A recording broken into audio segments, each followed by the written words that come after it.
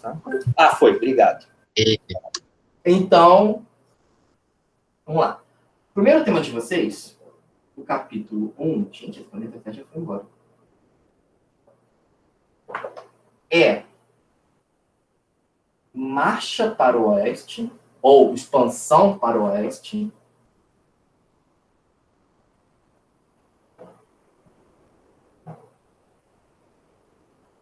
e guerra civil no Zewa. Guerra de Secessão. Então, são dois processos que ocorrem no século XIX nos Estados Unidos. Mas antes de entrar no século XIX em si, 1800 lá vai Dom Pedro, é bom a gente entender alguma coisinha sobre o que estava acontecendo. Assim que os Estados Unidos vira país. Quando eles conseguem, depois de muita treta mesmo, fazer a Constituição, depois de 15 anos, 15, 12, enfim, 10 a 15 anos, conversando para saber se vai fazer um país só ou não, quando eles lançam a Constituição, em 87, os Estados Unidos se tornou um país ultra federalista.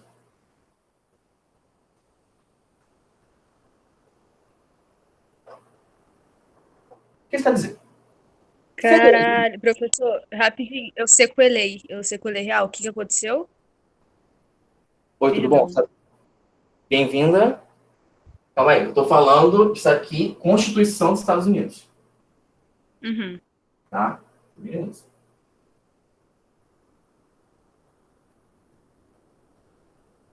Os Estados Unidos, então, surge de início como um ultra-federalismo. Federalismo quer dizer o quê? É uma forma de organização em que cada local tem autonomia, até certo ponto. O Brasil é federalista, então os estados têm autonomia com algumas coisas. Os Estados Unidos é federalista também, mais que o Brasil. Quando ele surge ultra-federalista. Na prática, quer dizer que o governo central, quando surge, com o primeiro presidente, George Washington, etc., ele chega a ser fraco perto das decisões de cada estado. Cada estado nasce com um poder muito forte de autonomia mesmo. Lá ainda isso existe, mas já é menor do que no início. Então, guardem isso aqui. As decisões locais eram mais fortes que a decisão central. Muito mais fortes, muito mais fortes. Mas já na Constituição, já aqui no início, começa um movimento de expandir para o oeste.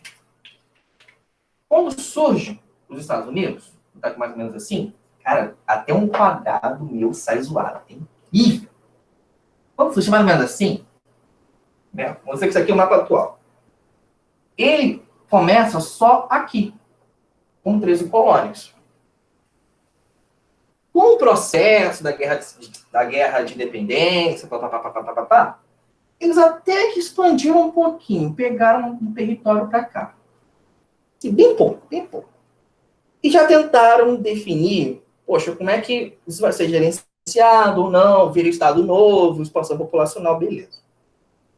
Mas eles fizeram, até 1867, um processo de ocupar isso aqui tudo. Foi tudo.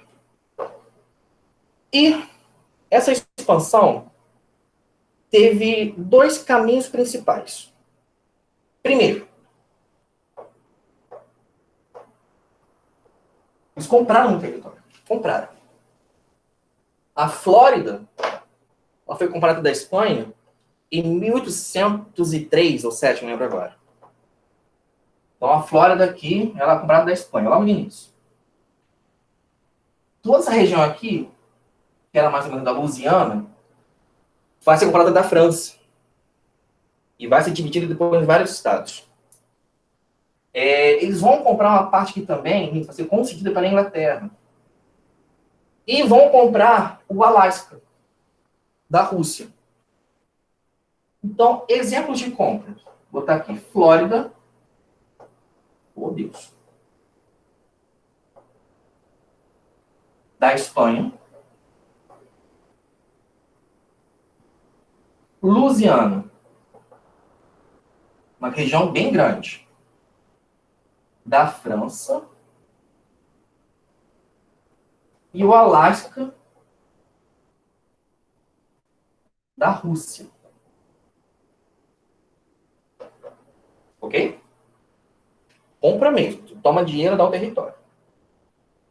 Beleza. Mas a segunda forma de expansão deles foi por meio de guerra.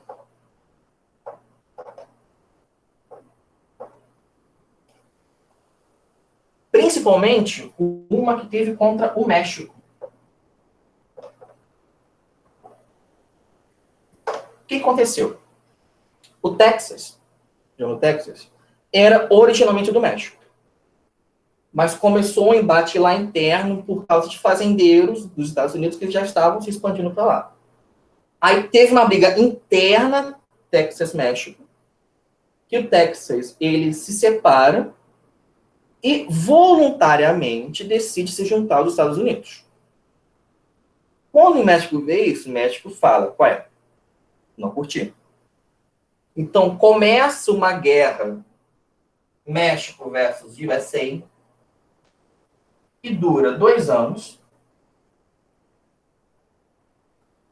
e que no final o México perde, e com isso ele perde todo esse território mais aqui.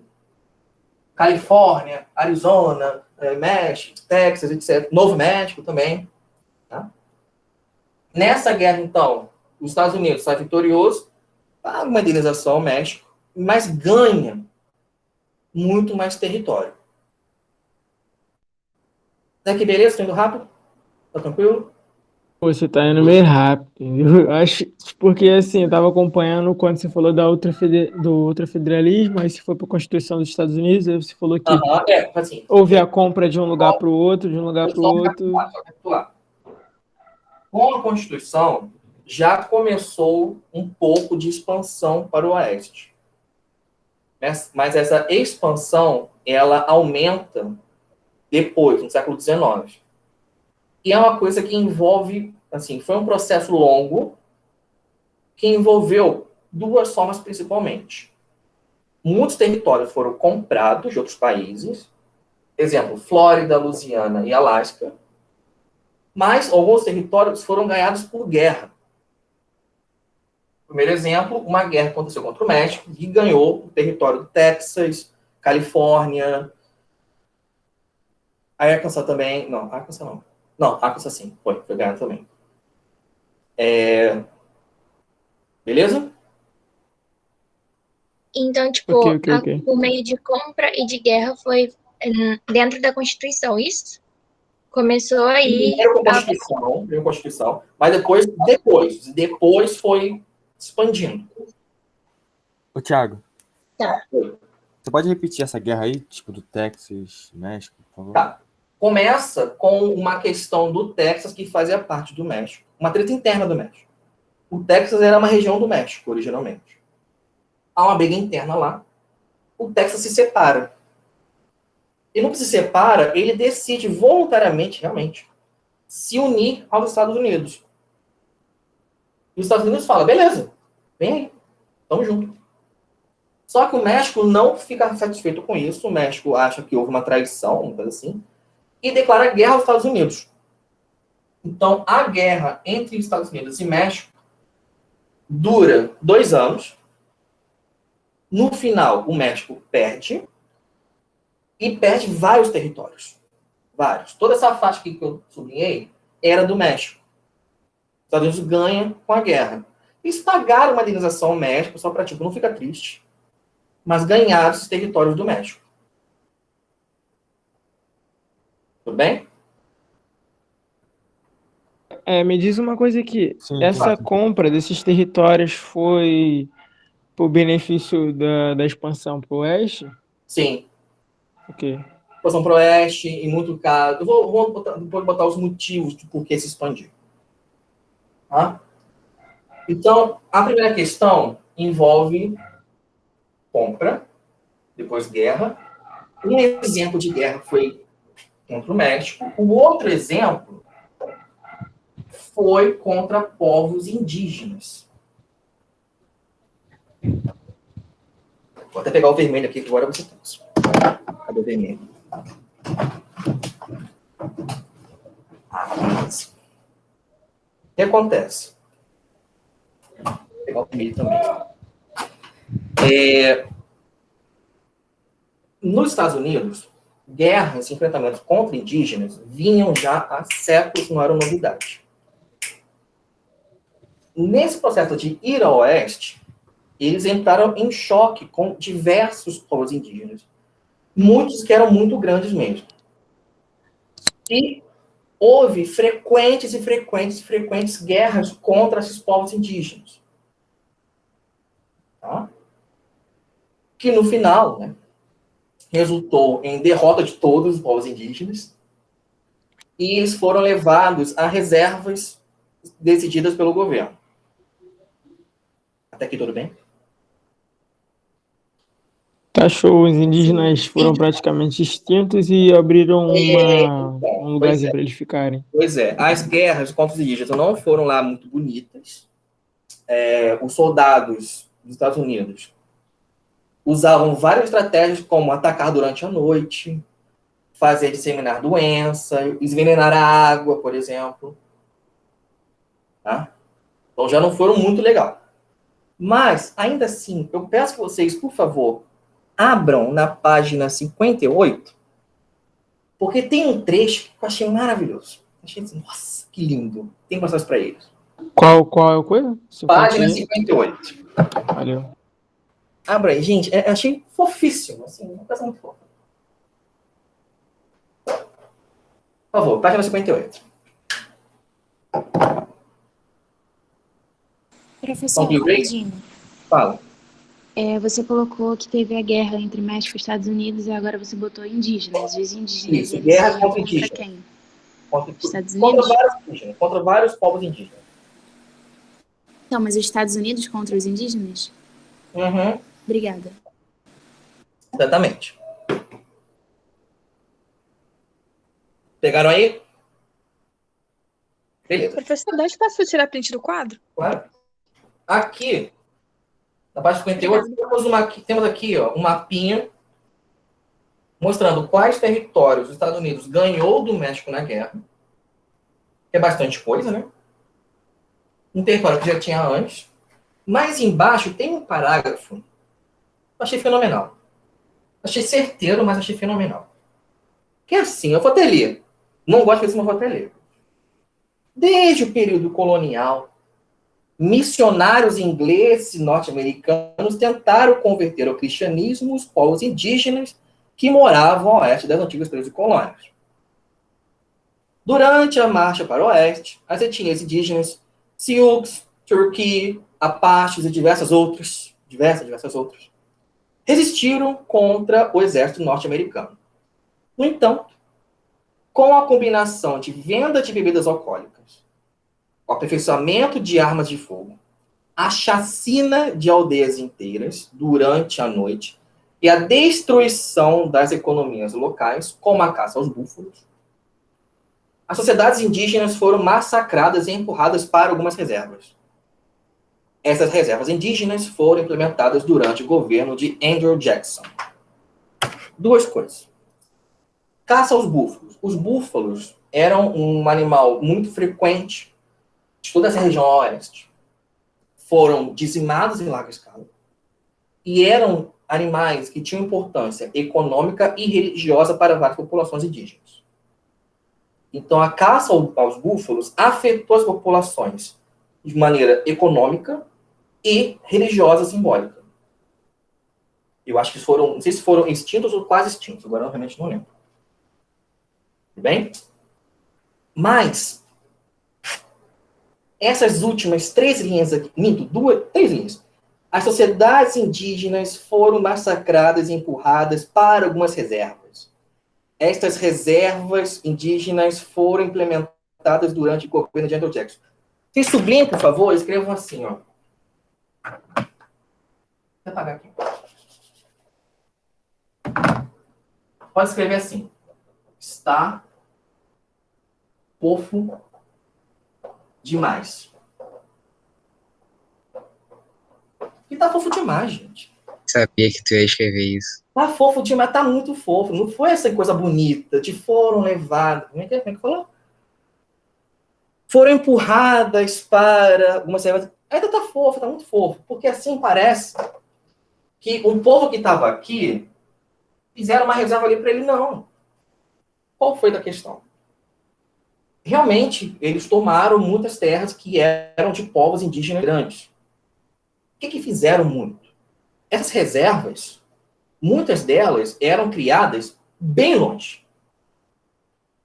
Um povo que vivia aqui podia ser empurrado para uma reserva aqui. E tinha que ser levado até aqui. E como é que eles vão ser levados para lá? Quem chuta?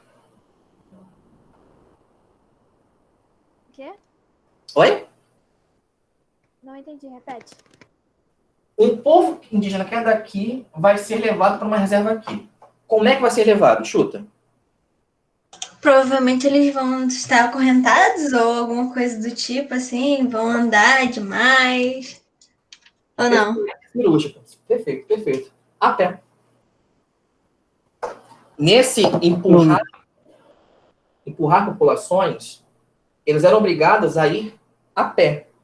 Percorrer centenas de milhares de quilômetros a pé, de onde eles moravam para algum território novo, desconhecido. Isso é um esforço que, para uma pessoa nos seus 20, 30 anos de idade, com bom preparo físico, já é intenso. Imagina populações inteiras, vilas inteiras com idosos, crianças pequenas, doentes. Essas empurrar para reservas, tem muitos autores que chamam disso aqui, ó. Tá em vermelho mesmo. Marchas da morte.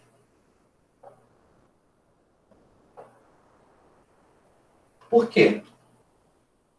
A quantidade de pessoas indígenas que morreu nesse do ser empurrado para as reservas foi gigantesca. Gigantesca. Então, nessa guerra contra indígenas, foram usadas várias artimanhas mesmo, para expulsar os indígenas ou aniquilá-los. Mas o próprio ir para a reserva já era matá-los também. Por isso que eu falei, tá muito fofo, tá fofinho, passando a mão na cabeça, passou pano pro negócio. Estão me entendendo? Aham, tá ficando bem claro. Sim, tá perfeito para entender. Como o Thiago falou, massacraram todos os indígenas. Sim, considera-se que os Estados Unidos fizeram um genocídio contra populações indígenas inteiras durante essa marcha para o oeste. Genocídio, para quem não sabe, é quando você procura matar todo um povo, toda uma população. Matar mesmo. Tipo, eu não quero que exista, eu quero que morra, e é isso. E foi o que foi feito com muitas populações. E era o que muitas pessoas realmente queriam fazer na época. Não foi por acaso. A intenção era aniquilá-los.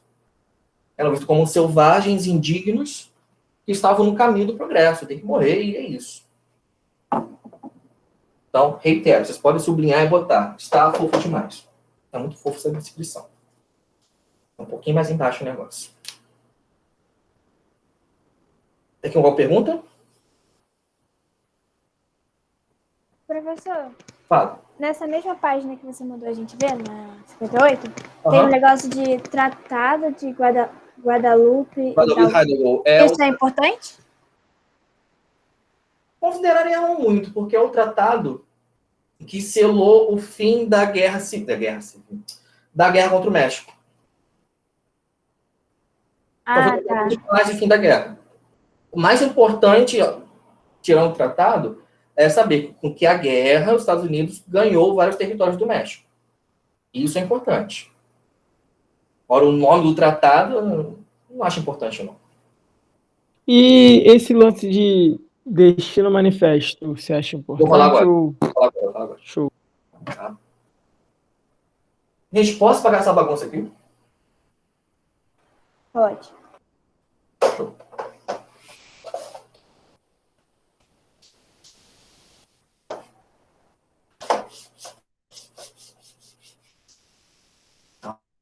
Pois bem. Então, durante o século XIX, os Estados Unidos se expande para o oeste. Beleza. Expansão que é feita pela compra e pela guerra. Guerra que foi contra indígenas, que foi um genocídio, e contra o México. Mas por que cargas d'água? Por que caralho quiseram se expandir para o oeste? Motivos da expansão. O primeiro que a gente pode colocar era uma procura por metais preciosos.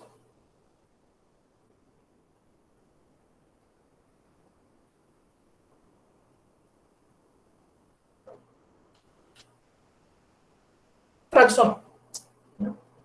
Então, queriam encontrar metais preciosos. Isso aumentou muito quando começaram a encontrar ouro na região da Califórnia. Existiu uma febre do ouro, em que várias pessoas corriam para lá, para, né, tentar se enriquecer com o ouro que estava sendo encontrado na Califórnia. Então, procure por metais preciosos. Está aqui, exemplo, ouro da Califórnia.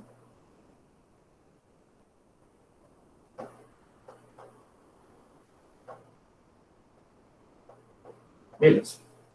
Segundo, é um desejo que eles queriam chegar até o Pacífico. Ou seja, chegar até o Oceano Pacífico.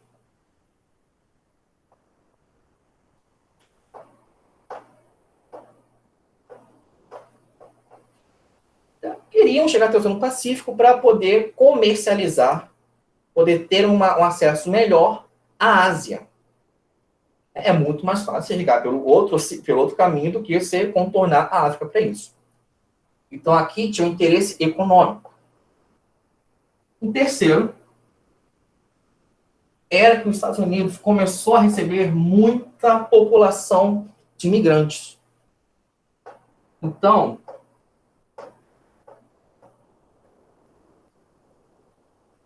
é uma época em que imigrantes europeus estavam vindo demais, muitos mesmo, da Irlanda, do leste da Europa, países europeus em geral estavam indo para os Estados Unidos, estavam aumentando a população e era um fator que levava eles a quererem novos territórios. Daí eles quererem comprar territórios. Achavam um investimento para o país. E por último, o tal do destino manifesto. O que foi esse destino manifesto? Esse Manifest Destiny? Foi uma teoria que surgiu, que depois virou uma ideologia realmente. Que dizia o seguinte: nós, americanos, moramos nos Estados Unidos, somos os mais lindos, os mais bonitos, os mais poderosos, os mais tudo de bom, e Deus nos escolheu, como escolhidos divinos, para ser a nação mais poderosa, mais bonita, mais tudo do mundo. Então, por isso, nós temos o direito divino de pegar todos os territórios para o oeste. E Deus nos escolheu. Ponto. Destino manifesto é isso. É uma autovalorização. Uma autovalorização. E a ideia de que eles são um povo escolhido por Deus que merece pegar todo esse território até o oeste. Fala, Tiago. Seria, sei lá, um narcisismo divino. Sim. Narcisismo nacional enorme. Sim. Tá, obrigado. Porque assim, é isso mesmo. Assim, é muito lembrado do Destino Manifesto pela ideia de que eles usavam isso para justificar que Deus os havia escolhido para ir até o oeste também. Que assim fica mais Isso. fácil de lembrar. Eles tornariam o país mais bem visto, mais rico, mais tudo do mundo, ao ponto de pessoas de outros países invejarem, passarem a odiar seus países e quererem morar lá. Porque lá é o mais tudo, é o mais bonito, é o mais glorioso, é o mais bambambam, não sei o quê. Entendeu? Essa foi a doutrina do destino manifesto. O nome até já fala, é um destino manifesto. Essa palavra manifesto envolve uma ideia de manifestação divina. Então, um destino manifestado por Deus para nós que devemos ir e sei que lá. Bem? Então, esses 4 aqui são os principais motivos. Procura por metais preciosos, um desejo econômico, isso aqui é uma questão econômica, às vezes também, de chegar ao Pacífico para poder comercializar com a Ásia, imigrantes vindo e precisando de terras, e estamos destinados a nos expandir. Deus nos escolheu. Tudo bem? Tudo certo. Show. Beleza. Porém, tudo muito lindo, tudo muito bom, tudo não sei o quê, mas essa própria expansão para o oeste acabou sendo um grande motivo da Guerra Civil Americana, da Guerra Civil, Guerra de Secessão. Tá? Posso pagar? Pode. Show. O que aconteceu?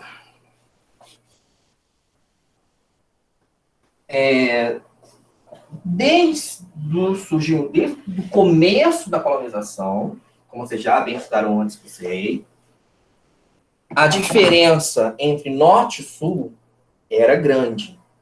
Né? Você tinha territórios do norte. Olha, meu filho. Mais urbanos e industriais.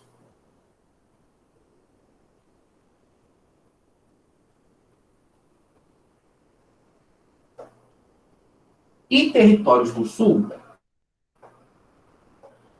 mais rurais e agroexportadores. E a produção agrícola era maior.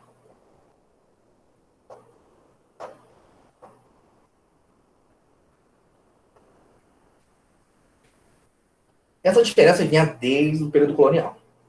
Tranquilo. Ocorre que, além dessa diferença aqui, começou a surgir uma diferença entre quais estados são escravistas e quais estados são abolicionistas. Lembrando que é um país ultrafederalista, em que as questões locais de cada estado têm, muitas vezes, mais peso do que questões centrais e gerais. Daí que a definição de onde tem escravidão, ou se vai ter escravidão, era uma questão muito mais local do que do governo central, do que do presidente decidir. Tá? Então, em geral, os estados do norte tendiam a ser abolicionistas.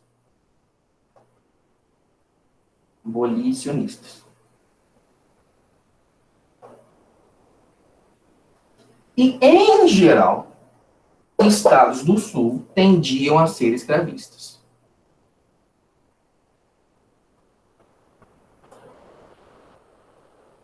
Em geral. Se pegarem um mapa disso, vai ver que não é tão assim dividido. Tinha estados do norte que eram escravistas, estados do sul que eram abolicionistas, mas isso aqui em geral. Em geral. Até aí, tá quase ok. Qual é o problema? À medida que novos estados surgiam,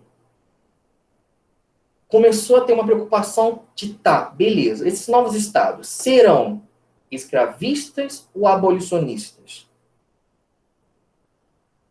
Cada estado novo que surgir vai adotar a escravidão ou não? E isso tinha uma importância, parece só uma importância, não é uma importância por se importarem com os negros. Não, gente, está muito fofo. Nunca é coisa fofa. Qual a importância disso? Porque desde que surge o país, estados, até hoje é isso, estados com população maior possuem mais direitos a terem cargos na Câmara, no Capitólio. Então, estados com uma população maior têm mais direitos a deputados no Capitólio. População menor, menos direitos. Se o teu estado tem mais deputados, é mais fácil você conseguir que decisões favoreçam o seu estado e outro não. Daí que um estado abolicionista, um estado sem escravos, vai ter uma conta populacional maior, porque vai considerar todos os livres. Um estado escravista não considera os escravos como parte da população. Escravo não é população. Escravo é objeto do seu dono.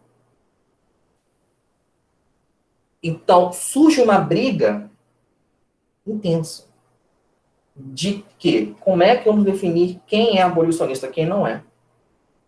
Onde vai ter escravo, onde não vai ter, nesses novos territórios, de forma a não desestabilizar o jogo político. Não aumentar o poder para um ou para outro, para o norte ou para o sul. Entenderam a situação? Sim. Não. Tá. Rolou uma certa dúvida até. Uma certa dúvida em qual parte? Na questão que você está dizendo que, tipo, quando você disse que os escravos não são população. Isso eu entendi, tipo. Mas aí o resto eu não... Se um estado é abolicionista, para sua conta, para o seu censo populacional, ele vai considerar todas as pessoas que existem. Mas um estado escravista não vai considerar os escravos como parte da população. Entendeu? Entendi. Pô, agora entendi. Então, isso afeta a conta de quantos deputados o Estado vai ter no Capitólio representando ou não. Isso afeta diretamente. Assim como a conta de quantos senadores o Estado vai ter e a conta de quantos eleitores do colégio eleitoral para escolher o próximo presidente. Até os Estados Unidos, o quanto de população tem no Estado é determinante, fundamental, para esse Estado conseguir coisas que o beneficiem ou não. Ou não. Então, numa época em que milhares de pessoas poderiam não ser consideradas pessoas, ou poderiam ser, isso era embate político. Entendeu? Sim. Alguma dúvida até aqui? Não. Não? Beleza. Então, isso ficou uma decisão que, na verdade, assim, de início, não sabia o que fazer. Assim, era uma conta que não fechava, uma preocupação de não fazer tender politicamente para um ou outro. E deu muita briga mesmo. Tentaram alguns acordos, como, por exemplo, no início do século XIX, fizeram um acordo de que todos os estados novos ao sul da Louisiana, tantos graus assim, serão, acho que é abolicionista que falaram, serão abolicionistas. Aí não deu certo. Aí falaram, não, beleza, vou deixar assim que estão. Baixou uma lei, uns anos depois, e falou assim, fica a cada estado decidir. Fica a cada decisão de cada estado. Mas essa decisão de cada estado ainda entrava em choque com o interesse dos grandes fazendeiros. Por quê? O debate sobre escravidão aqui, gente, sobre ter escravidão ou não, envolvia muito uma ideia de direito à propriedade. Então, muitos que argumentavam contra a abolição falavam, eu tenho direito à minha propriedade, leia-se escravos. Então, mesmo quando permitiram na lei Kansas, Kansas, Arkansas, acho que é Kansas, Arkansas, não lembro agora, uma lei de 1950, de que cada estado ia decidir, o embate piorou. Porque ficava, não vamos, mas eu tenho direito a ter esse carro, não tem não sei o quê, e era uma coisa horrorosa. E a situação foi piorando. Então, além dessa divisão norte-sul, a questão escravista, abolicionista, estava piorando o relacionamento interno. Piorando, assim, drasticamente. Até aqui, beleza? Estavam piorando o quê? Drasticamente essa tensão norte-sul. Piorando muito. E era uma briga que estava se alastrando por décadas. Até aqui tá indo? Sim. Alguém tem uma pergunta? Não? Tá bom. Tem sim. Tem outros fatores além da escravidão? Eu diria que a escravidão foi maior porque, como eu falei, ela desemboca numa questão de equilíbrio de jogo político. Mas também algumas questões que são até de menor importância, alguns interesses econômicos, algumas questões mais pontuais. Mas tem um fator que realmente me lembrou agora, na verdade eu ia falar, do desejo de continuar como um país só. A Constituição dos Estados Unidos, ela foi promulgada. Os Estados Unidos surge como um país quando vem a Constituição.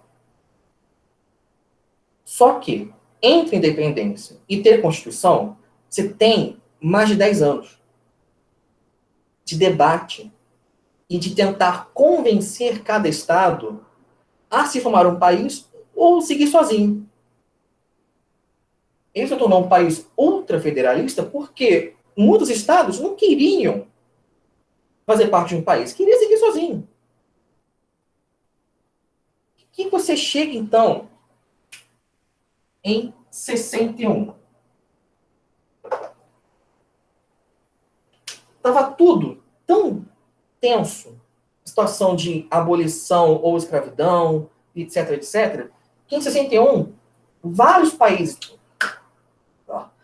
estados do Sul decidiram que, após a eleição desse ano, não importasse quem vencesse, vamos nos separar.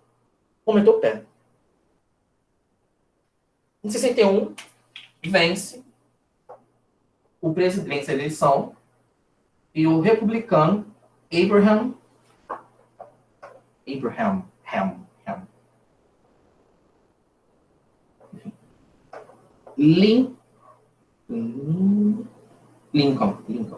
Lincoln vira vira o presidente republicano, né, partido mais conservador, mas ele entra com uma promessa e um projeto de abolir a escravidão. Os sulistas, os estados do Sul, já estavam tão saco cheio da situação que já falaram, vamos nos separar. Quando ele vence, aí falou, agora que vamos separar de vez. Não quero mais. Então, quando o Lincoln vence a eleição, alguns sulistas se separam oficialmente e formam os confederados.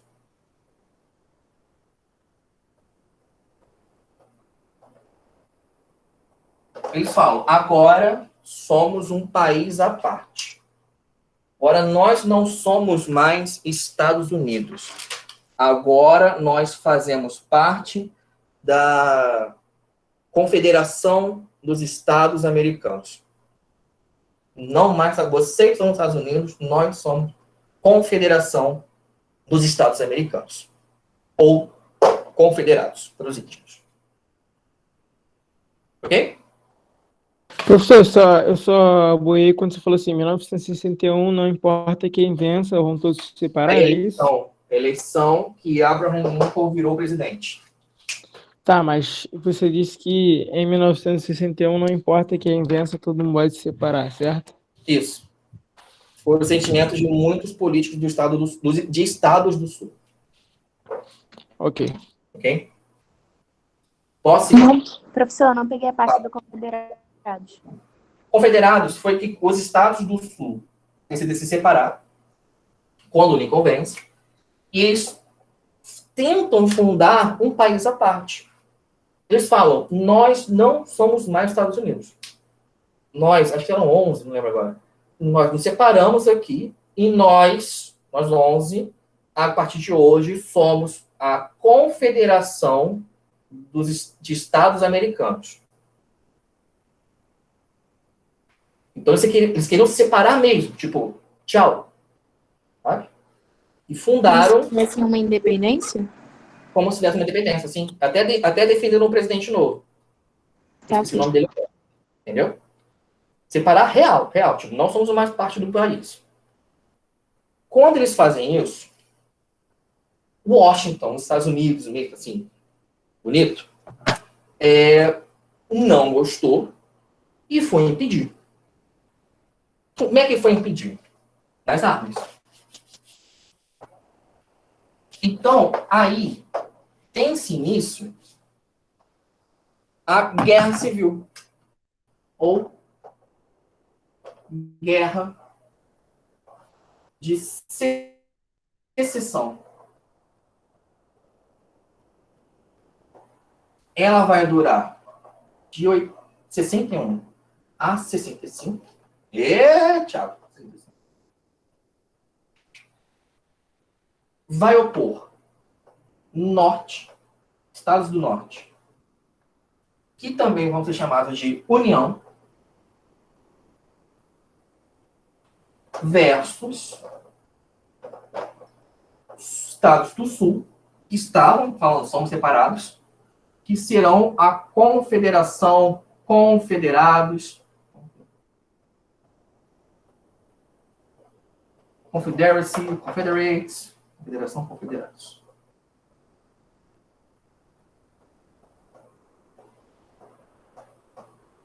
Ok? Uma guerra civil intensa. Sul do Brasil também já quis independência. Isso mesmo. Sul do Brasil já quis independência, São Paulo. Pois é. Prof, antes de você começar essa guerra, porque minha internet está muito ruim, aí toda hora fica cortando. E eu não estou enxergando muito quadro, mas eu consegui pegar até quando você falou que os sulistas se separaram e viraram um confederado, que eles, na verdade, eles tiveram uma autonomia tipo de um país, e o resto eu não lembro o que você falou. O resto de, tipo, aí depois começa não sei. Porque quando eles se separam, os estados do norte falaram, não, que isso? Que abuso é esse? Não deixei? Mas sim, absurdo. Então o norte invade o sul. Assim, o norte pega as armas e fala, não vai não. Vou sim, vai não. Vou sim, vai não. Vou sim, vai não. Começa a guerra.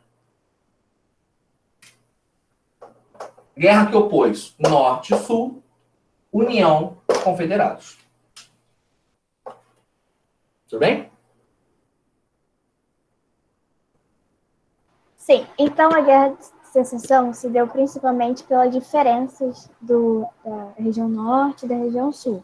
Sim. Por motivos principalmente de escravidão, abolicionista, essas coisas, certo? Sim, certo. Aí eles começaram a tratar entre si, que um queria se separar, basicamente. Isso. Basicamente isso. Exatamente. Perfeito. A guerra dura, então, 4 anos. Foi a guerra em que mais morreram estadunidenses. Uma guerra interna. Nenhuma outra guerra que eles se envolveram morreu tanta gente dos Estados Unidos mesmo nativo. Nem em Vietnã, nem em Primeira, nem em Segunda Guerra. Foi a que mais morreu até hoje. Quase 1 milhão de pessoas. E no final, vence o Norte. Vence a União. Vence os Estados da União. Por que eles vencem? Alguns motivos, né? Primeiro, tinha população maior. Tinha mais população. O Norte, tá? Falando do Norte. Essa Sul aqui. Tinha superioridade. Superioridade bélica. Ou seja, mais armas. Tinha superioridade industrial.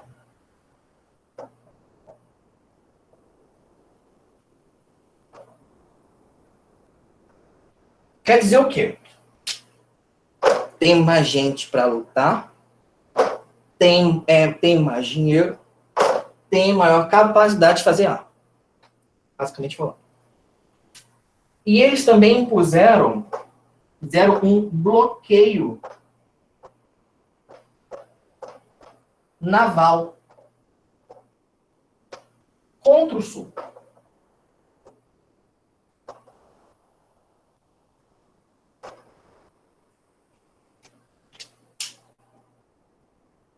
Só mostrei isso. Mas o bloqueio naval contra o Sul, o Norte conseguiu vencer o Sul, né? O Sul baixou a cabecinha, voltou para o Norte. E eles reforçaram a Constituição.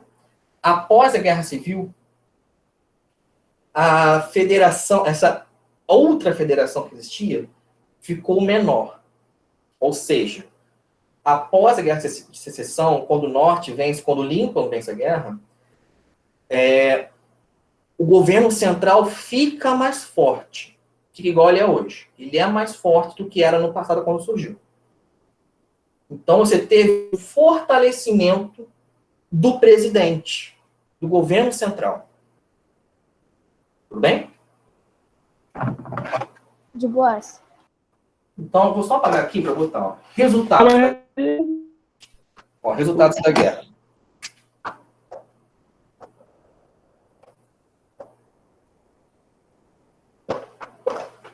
O presidente se fortalece. O governo central se fortalece.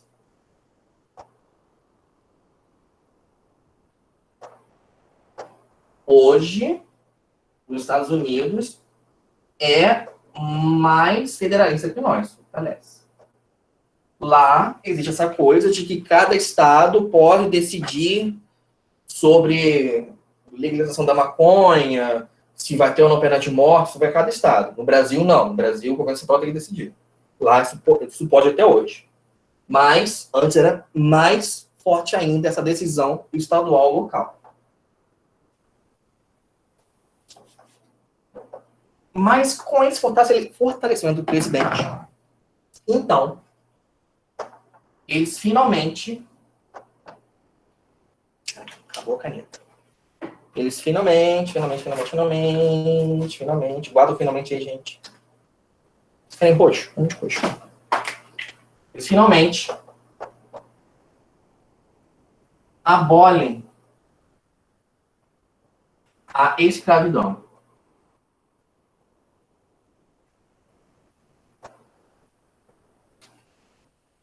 O outro resultado da guerra. Pela 13ª emenda constitucional.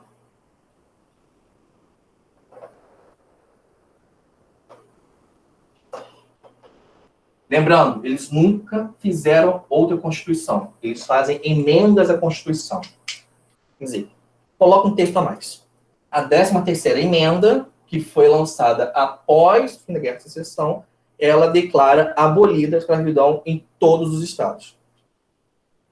Logo, como resultado da Guerra Civil, acabou a escravidão nos Estados Unidos.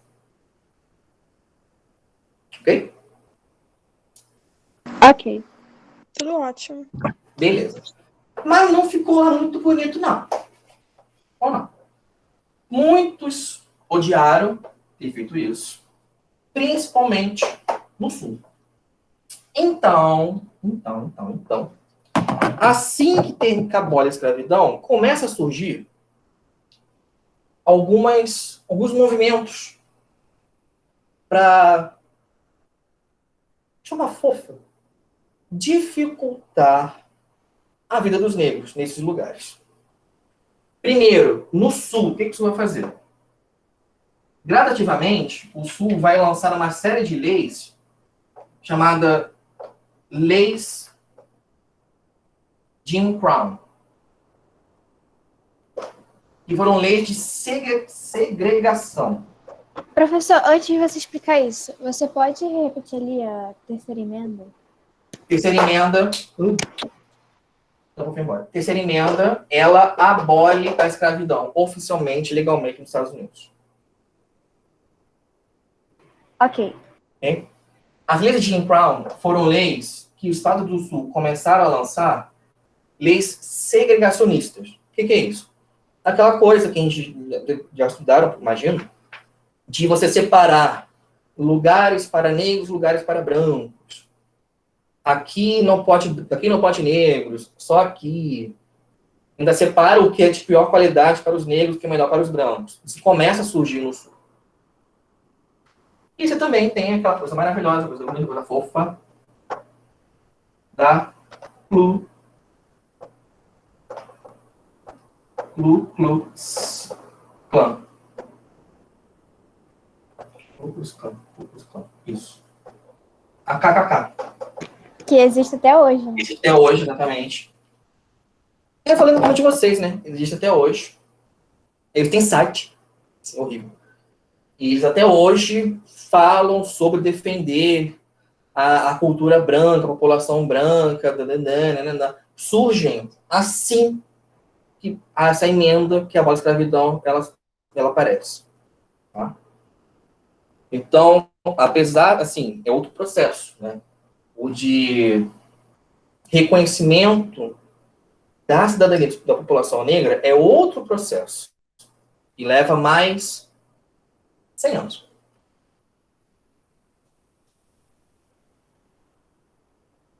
Vai ter uma quê? Uma parada? É, acho que é. Acho que é uma parada. Teve uma parada sobre isso, teve. Porque é outra questão. Mas lá a violência policial contra negros, populações negras, ainda é uma realidade muito intensa. Tipo. E, assim, em alguns estados que existe a Ku Klux Klan, ela é defendida que exista pela lógica de liberdade de expressão. Tô até emocionado que eu tô entendendo, conseguindo tatuar. Que bonito, gente. Ótimo, bem falado. A cultura branca que eles defendem seria anglo-saxônica. Exatamente. É.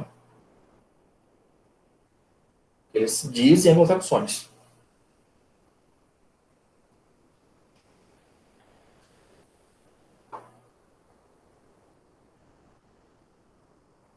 Ok? Boa pergunta, gente? Não. Acabou a aula? Sim, eu acredito que sim. Alguém tem algo para falar? Tá muito bom, muito gostei da aula demais. Obrigado. Ótimo. Obrigado. Mandou bem pra caramba mesmo. Papo reto. Um exemplo muito interessante de filme e de livro. Já fez sucesso uns anos atrás, mas que vocês podem ver para ter uma noção, não de secessão, mas daquela parte que eu falei de que cada estado ia decidir se ia ter escravo ou não. Vocês conhecem, acredito eu, o 12 anos de escravidão. Putz, com certeza. Pô, que filme, cara. Não, aquele filme é isso. Aquele filme é uma história real. Por isso que cada um, ele tava toda hora tentando... Quer dizer, algumas pessoas que passavam no filme estavam tentando ir pro norte, né? Isso acontecia. As duas coisas ocorreram muito. Existiram pessoas que foram sequestradas em estados que não tinham escravidão e levadas para serem escravas em outros estados, isso existiu. E também existiam as rotas de fuga, que levavam escravos para estados que não havia escravidão. Isso existiu também.